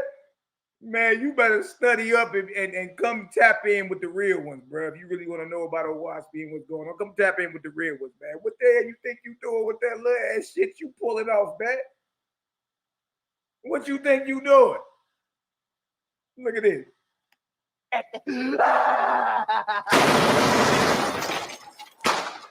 Stop it! Stop it! Somebody done slapped you all upside your face, tiny gun. Slapped you all upside. Stop it! Don't shoot that little motherfucker no more! Don't shoot that little no more.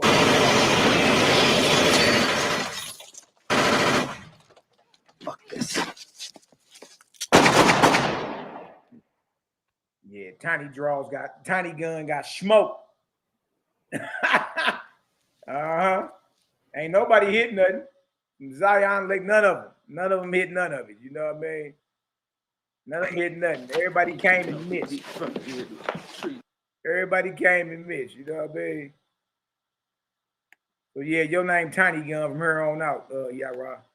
You dig? Bring your biggest gun running down on us, bro. Like you ain't really ready for what this is.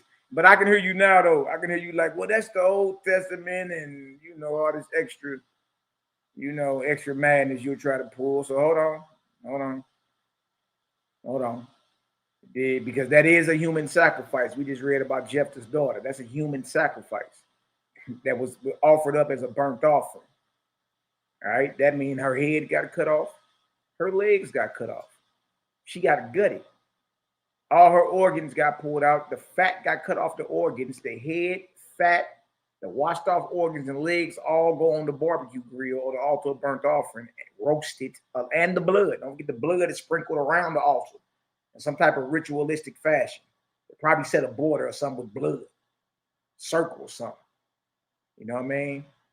Probably make a circle of blood that borders the altar of burnt offering. You dig? And then they roast that sucker, that blood, that head, that fat, them organs, and them legs as a sweet smelling savor. What Aaron and his sons was doing in Leviticus, Jephthah would have did that to his daughter. He had to cut his own daughter's head off. So when we be asking these Israelites, would you kill your child if your God told you to? And they be like, yeah, they don't even realize what they saying. I ain't just talking about, and with me, it's a hell no. I don't care what book say what or what inspiration come across me. I'm never killing my children. Ever. You know what I mean? But y'all, when we ask y'all, will you kill your child if your God told you to? And you say, yeah, I don't even think you really realize what you're saying. This ain't you shooting him in his leg real quick and watching them bleed out. No. No, you have to cut little Alfred's head off. You have to cut off little Willie's legs. You have to gut your baby girl. Snatch her organs out. Cut her fat off. Lay the head, the fat, the washed off legs and organs on the altar, that's covered with blood and got blood around the boundary, and roast it whole. Because it smelled good to the God. But we the ones up under the Malakian priesthood or the priesthood of Canaan. No. News flash. Tiny gun. News flash. You dig? That's you. You already compromised and don't even know it. Even when it come down to Isaac, being offered up by Abraham. You feel me? That was for a burnt offering. And Abraham was about to go through with it. So that means Abraham would have had to do what with Isaac? Cut his head off. Yeah, cut his legs off. Gut Isaac. Pull out his organs.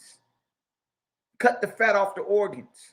Lay Isaac's chopped off head, the fat off the organs, the washed off legs, and the washed off organs on the grill, sprinkle with blood, and roast that sucker whole, because God was testing him. And it smelled good to his God. But we're the ones. So it's clear that biblical Yahweh accepts human sacrifice. Just like what deities? The deities of Canaan. Just like the deities of Canaan, biblical Yahweh accepts human sacrifice. Huh? I can hear you now, but the Mali, that's Old Testament Malaki. That's why I'm up under the blood of Jesus, right?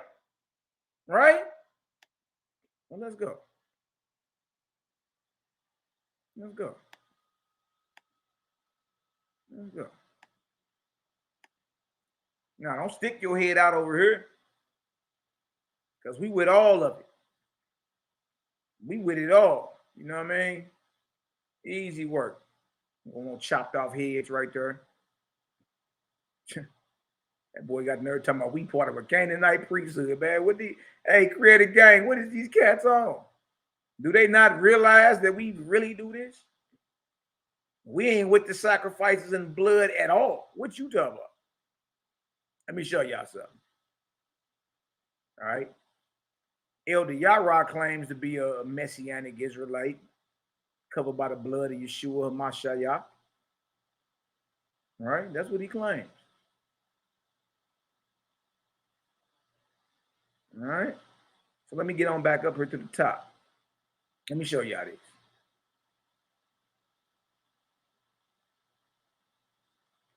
Oh, I speak book of judgment. You're going to learn something today, Elder Yarah. Let me help you out real quick. All right. So we just showed human sacrifice accepted by biblical Yahweh. Right. Judges chapter 11, 29 through 40. Genesis 22, 1 through 20, the whole 22nd chapter. Right. Don't forget, Abraham was commanded to kill Isaac. He knew the whole time he was going to lay him down. And he was about to go through with it until he was stopped, meaning he was willing to dismember his son and roast him up and roast his dismembered body because it smelled good to the Creator, or smelled good to his God, his deity. Stuff starting to unravel. It don't make sense, do it. Now watch this. And the beautiful thing about the Creator gang, y'all, we got all these presentations already ready. We ain't got to get nothing together. We ain't got to lick our fingers and guess nothing. We already ready to go. You know what I mean? We already ready to go. Oh, man, we must be ruffling feathers. What's going on? Oh, okay. Nah, we ruffling feathers. Book of Judgment, chapter 35, 23 through 25. Behold, the Uzians. The Uzians are people of darkness, the world's people. All right. Behold, the Uzians have a custom of eating bread and drinking wine, saying like the worshipers of Baal, God of old, eat this, for it is my flesh, and drink of this, for it is my blood, signifying that this which they do was commanded by me, God of heaven and earth. Judgment is rendered against this custom with abhorrence. Judgment is rendered against this custom with abhorrence. Moreover, from now on, it shall be known as blasphemy against the Creator. Y'all know the whole eat my flesh and drink my blood? Communion, or what we do at Passover? Judgment is rendered against this custom with abhorrence. Moreover, from now on, it shall be known as blasphemy against the Creator. You hear that, Elder Yarah? Look at this. Your God has never commanded man to eat flesh and blood. nor pretended that bread and wine were flesh and blood, nor commanded them to be eaten in remembrance of the flesh and blood of any man born of a woman. Ball game, boy. Ball game. Ball game. Notice the character of the creator versus a false god. Notice the creator has never commanded nor pretended this to be true. All right, so it brought up a false god named Baal and God from 9,000 years ago. And we got the history on him and all that. You got to get into a waspy to understand what was going on 9,000 years ago. All right. Or my bad, 11,000 years ago, around 9,000 BC. This right here is a temple built to this false god named Baal Gun God, 11,000 years ago, around 9,000 BC.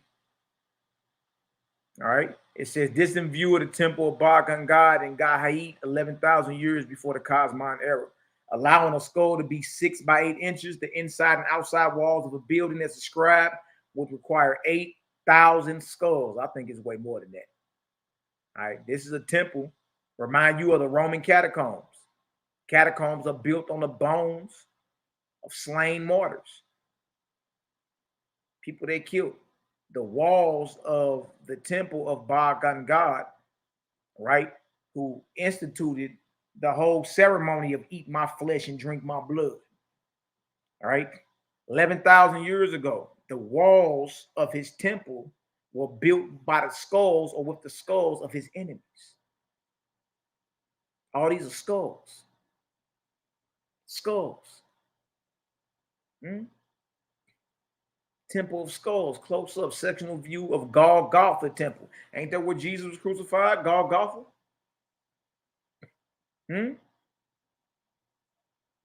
Watch this. Show y'all something.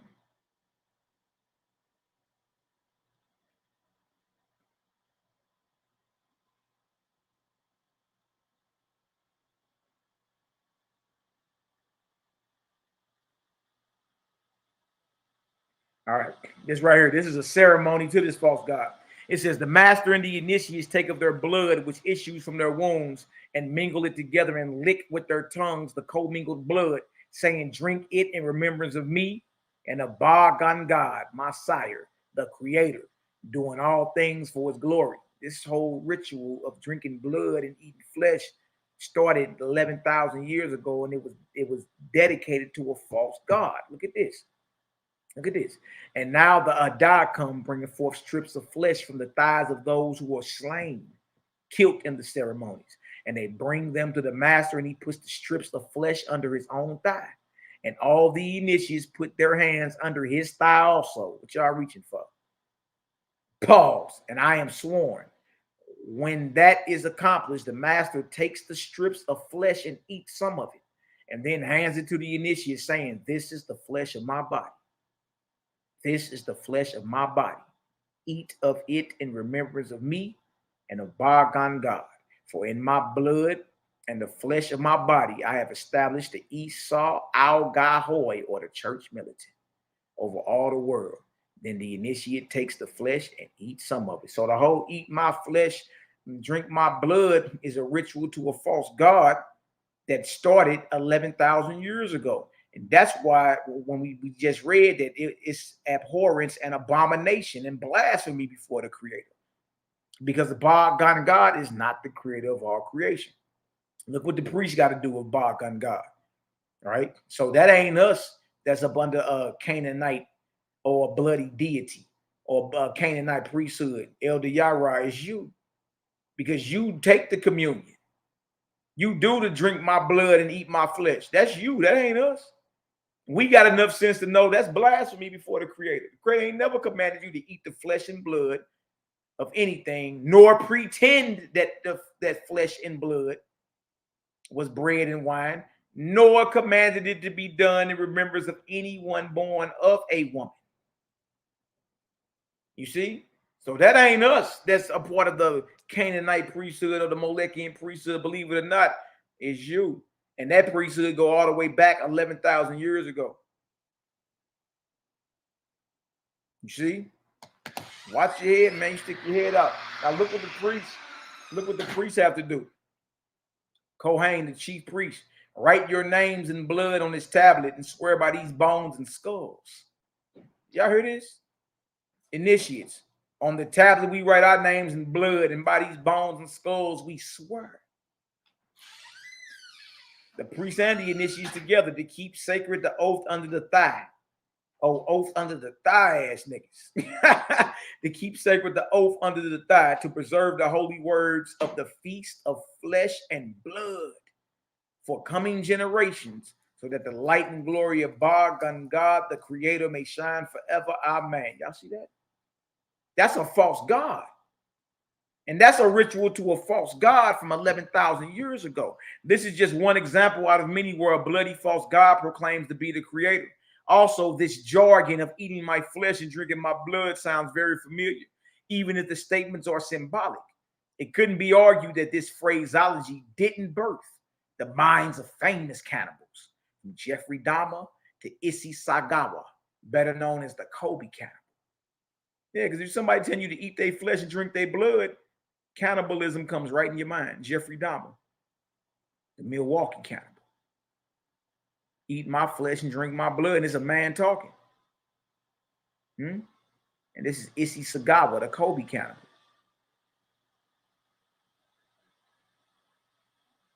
Yeah, skulls symbolize death. Skulls and blood. If the Creator of all creation never commanded the eating of flesh and blood on any level, nor commanded bread and wine to be symbolic of flesh and blood of any man born of a woman, but we have a bloody deity commanding it to be done 11,000 years ago. If that's the case, how does the following scripture represent the ever-present Creator? Book of St. John in the Bible, chapter 6, Elder Yarah, verse 52 through 56. The Jews therefore strove among themselves, saying, how can this man give us his flesh to eat? Then Jephthah said unto them, verily, verily, I say unto you, except you eat the flesh of the Son of Man and drink his blood, you have no life in you. Whoso eateth my flesh and drinketh my blood have eternal life, and I will raise him up at the last day. My flesh is meat indeed, and my blood is drink indeed. He that eateth my flesh and drinketh my blood dwelleth in me, and I in him. So, Elder Yarah, you can't even escape, right? It's a bloody deity that even accepts human sacrifice in the Old Testament, biblical Yahweh. And it's a bloody deity in the New Testament that accepts human sacrifice as well in the form of who? Jesus. Yahshua. See that? He say, if you eat my flesh and drink my blood, you have eternal life. Y'all see this? Give me a vortex in the chat if y'all understanding what's going on here, man. Give me a vortex up in the chat. You dig?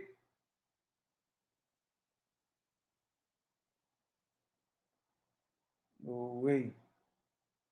Ooh-wee, ooh-wee. It's going down up in this deal, boy. Nah, that's you that's part of that Canaanite priesthood. Biblical Yahweh accepts human sacrifice. You ain't know from Old to New Testament. You ain't know? You want to run your mouth about the game, boy, watch your mouth. Look, the best thing y'all can do that's coming against us is assume we already got something prepared for it. All right? We 1,000 steps ahead already, man. Light years ahead, to be honest. That we got stuff prepared for when you finally catch up at this moment and ask the question. We'll be already further gone by then.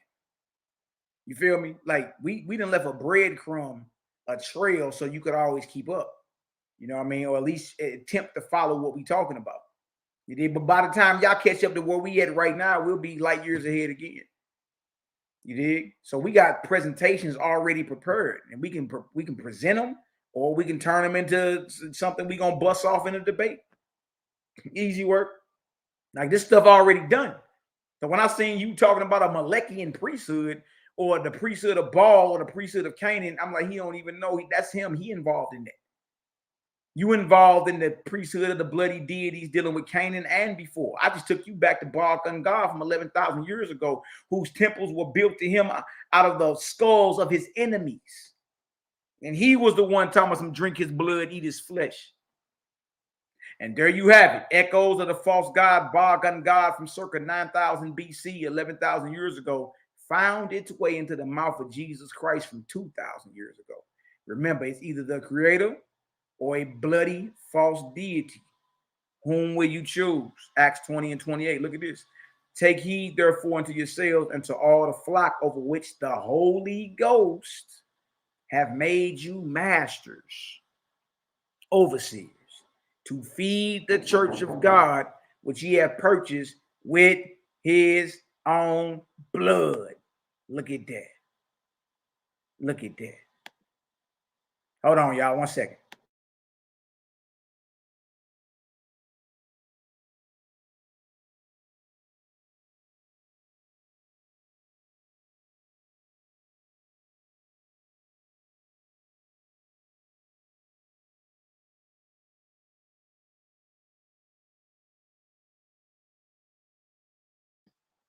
Right, man. So if he purchased the church or the body of believers with his own blood, that means his blood was shed. That means he was a sacrifice, and that means it was accepted by the biblical deity. Yeah, it ain't just animal sacrifice. The biblical God accepts human sacrifice as well. Jephthah's daughter was sacrificed, offered up as a burnt offering. Isaac was about to be offered up as a burnt offering. Jesus, they tell you he's a burnt offering, a sweet smelling savor to God. His head wasn't cut off. Look at this. Look at this. All right, so we got that with his own blood, right? So we see Yarah or Elder Yarah, whichever way you go, whether you're talking about the Old Testament or the New Testament. You feel me? You the one that's involved with the priesthood of Canaan. It ain't us. It ain't us. All right. Gospel of the Nazarenes. I'll read that closing out real quick. Gospel of the Nazarenes, which is older than every gospel you got in your New Testament. Chapter 33. By the shedding of blood of others is no remission of sins. So yeah, like you got Hebrews 9 and 22. Without the shedding of blood, there is no remission of sins. Nah, that ain't what this says. Look at this. By the shedding of blood of others is no remission of sins. Yeshua was teaching his disciples in the outer court of the temple. And one of them said unto him, Master, it is said by the priest that without shedding of blood, there is no remission. Can then the blood offering of the law take away sin? You're going to learn something today, Elder Yarah. And Yeshua answered, no blood offering. No blood offering. No blood offering of beast or bird or man can take away sin. For how can the conscience be purged from sin by the shedding of innocent blood? Nay, it will increase the condemnation. Makes sense? Huh? How can the conscience be purged from sin by killing something innocent? How? Even though you're supposed to look and say, that's my blood that's supposed to have been shed, it don't stop you from sinning. You still go out and do it. So that means the conscience hasn't been purged from sin by innocent blood being shed. See? Innocent blood being shed will not purge the conscience from sin. It'll just increase the condemnation. As long as you know you got an out, you ain't working on trying to reconcile your ways. Look at this. The priest indeed receive such offerings as a reconciliation of the worshipers for the trespass against the law of Moses. But for sins against the law of God, there can be no remission. There can be no forgiveness except by repentance. That means turning away from it, right? And amendment, really changing your ways. Is it not written in the prophets, put your blood sacrifices to your burnt offerings and away with them, and cease ye from the eating of flesh? For I spake not to your fathers, nor commanded them when I brought them out of Egypt concerning these things. But this thing I commanded, saying, obey my voice and walk in the ways that I have commanded you, and you shall be my people, and there shall be well with you. But they hearken not, nor incline their ear. And what doth the Eternal command you but to do justice, love mercy, and walk humbly with your creator. Is it not written that in the beginning God ordained the fruits of the trees and the seeds and the herbs to be food for all flesh? But they have made the house of prayer a den of thieves, and for the pure oblation with incense, they have polluted my altars with blood. They have polluted my altars with blood and eaten of the flesh of the slain. But I say unto you, shed no innocent blood. Shed no innocent blood, nor eat ye flesh. Walk uprightly, love mercy, and do justly, and your days shall be long in the land. Here it is. Here it is. This is easy work, man. This is easy work.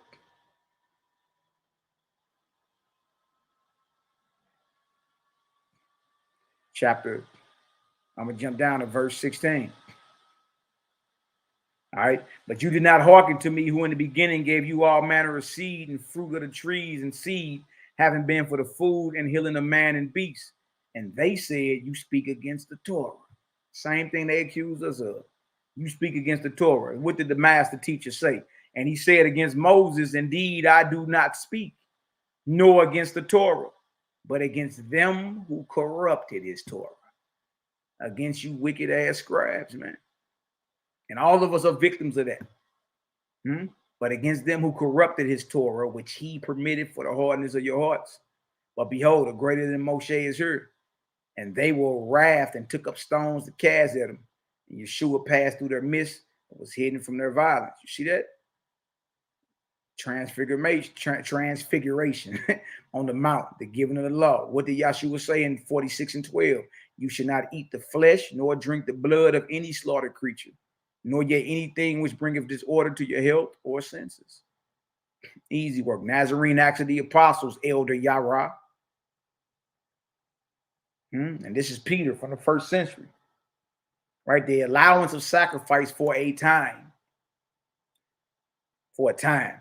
When meantime, Moshe, that faithful and wise steward, perceived that the vice of sacrificing to idols had been deeply ingrained into the people from their association in Kemet, and that the root of this evil, what evil? Sacrificing. And that the root of this evil could not be extracted from them. He, Moses, allowed them sacrificing, but permitted it to be done only to Yahweh. Dang. That by any means he might cut off one half of the deeply ingrained evil. What was the other half? The other half, you got sacrificing, and it's who you sacrificing to. So he said, since the vice of sacrificing was deeply ingrained in the Israelites from their stay in Egypt, he allowed them to continue to sacrifice, but only to Yahweh.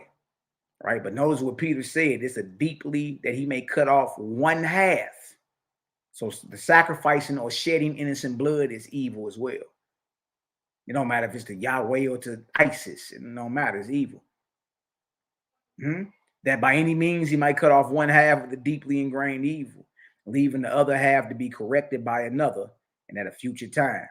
By him, namely concerning whom he said unto himself, a prophet will Yahweh, your Elohim, raise unto you, whom you will hear, even as myself, according to all things that he will say to you. Whosoever will not hear that prophet, his spirit will be cut off from his people. All right, chapter 37, Nazarene Acts of the Apostles. Look at this. The set apart place, which is the temple, right? You get, and look, the priests be in the temple, right? And you got the nerve to say we part of a Canaanite priesthood or a Malakian priesthood. Boy, sit down somewhere. You don't know what you're talking about. You don't know what you're talking about. In addition to these things, he also appointed a place in which alone it should be lawful to them to sacrifice to Yahweh. And all this was arranged with this view that when the fitting time should come, and they should learn by means of Yeshua that Yahweh desires mercy and not sacrifice. And they might see him who should teach them that the place chosen of Yahweh in which it was suitable that victims, sacrifices should be offered to Yahweh in his wisdom. And that on the other hand, they might hear that this place which seemed chosen for a time often harassed as it had been by hostile invasions and plunderings, was at last to be wholly destroyed. Yeah, the temple. All that blood being shed, place probably stank to high heaven, boy. Look at this. And in order to impress this upon them, even before the coming of Yeshua, who was to reject at once, the Nazarene Yeshua rejected at once the sacrifices and the temple. It was often plundered by enemies and burnt with fire, and the people carried into captivity among foreign tribes, and then brought back when they betook themselves to the mercy of Yahweh. That by these things they might be taught that a people who offer sacrifices, who spill blood, such as your Canaanite, the Canaanite gods, such as Molech and Baal and El and Ashtaroth and that by these things they might be taught that a people who offer sacrifices are driven away and delivered up into the hands of the enemy. But they who do mercy and righteousness are without Zebaim sacrifices, freed from captivity. See? You were never allowed to return from captivity because you were sacrificing. No, you was only allowed to return because you stopped. Because you stopped sacrificing. You stopped spilling blood. Then you was allowed. And as long as you spilling blood and it's spilling innocent blood at that, no. This place is polluted, stank. Are without sacrifices, free from captivity and restored to their native land. But it fell out that very few understood this to this day. For the greater number, though they could perceive and observe these things, yet were held by the irrational opinion of the vulgar. For right opinion with liberty is the exclusive right of a few. Here it is. For right opinion with freedom is the exclusive right of a few. And then he get into the corruption of the Torah. I know you supposed to be the new Torah school of thought, Elder Yarah, but bruh, you don't even know what you're dealing with, bro. You know what I mean? Your best bet is to not even bring us up. You know what I mean? Because you'll never be able to put schmut on the gang name because we out here. You know what I mean? You ain't gonna never be able to put schmut on our name because we out here. We really do this. The brothers and sisters are solid. You know what I mean? Like we ain't out here acting holier than nobody. Right? But we're bringing the reality that the whole world is blanketed by deities, even you devoted niggas that's in the Bible. Yes, that is a deity. Matter of fact, it ain't just one deity, it's many deities. You understand? Pump faking like the creator. That's it. You dig? So it's time to raise up, man, and get better and do better. You know what I mean? It's easy work. I'm about to drop the link in the chat. Y'all jump on.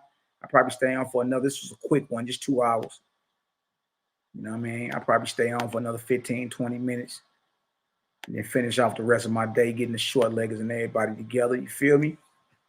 You know what I mean? Love, light, and cosmon. Love, light, and balance to the fam, man. Leave that, know that. You dig? Leave that, know that.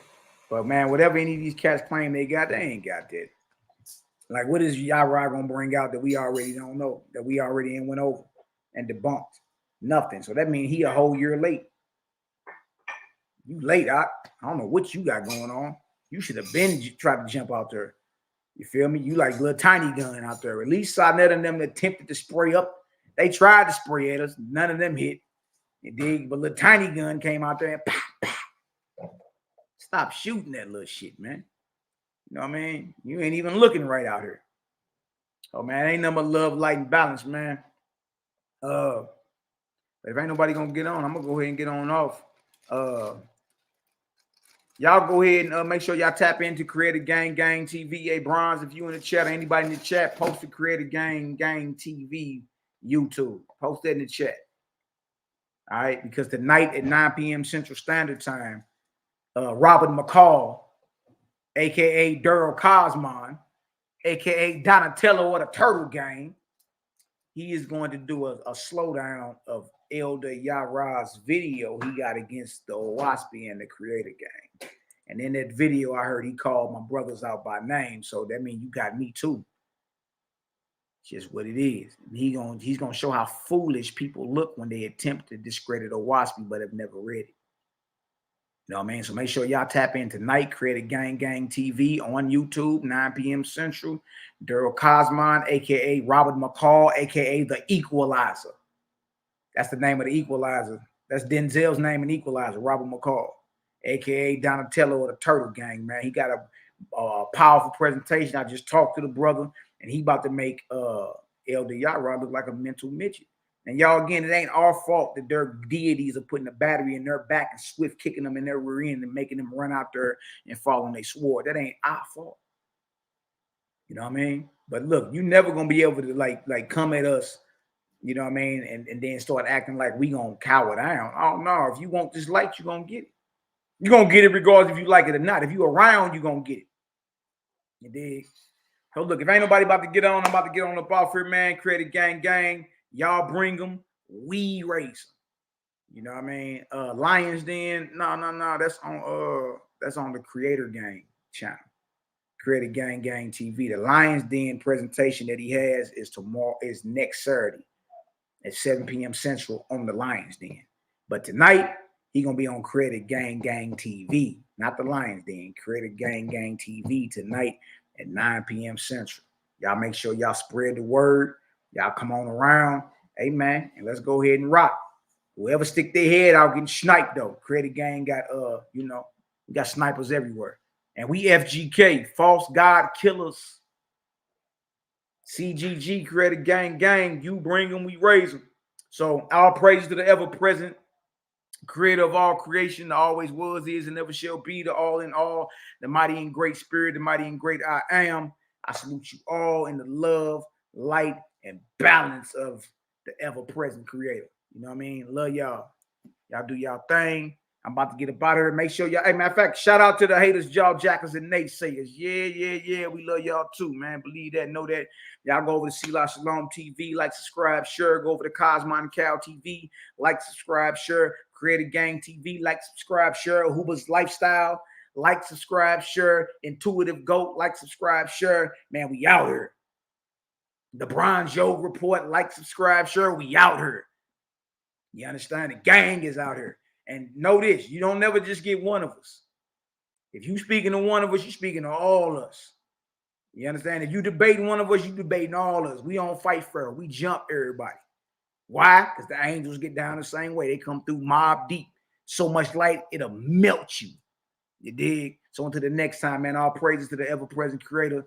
You dig? Hey, stay sucker free, man. Salute the real ones. Love y'all indeed and truth. Create a gang. You bring them, we raise them. You say what, girl? What you want to say? Shalom. Say it. You got to say it louder than that. Shalom. Boss baby, say shalom, y'all. How old are you, boss baby? 7. You're 7 now? You're 7 now? Boss baby, say shalom, y'all. Love, light, and Cosmon. I'll check y'all later.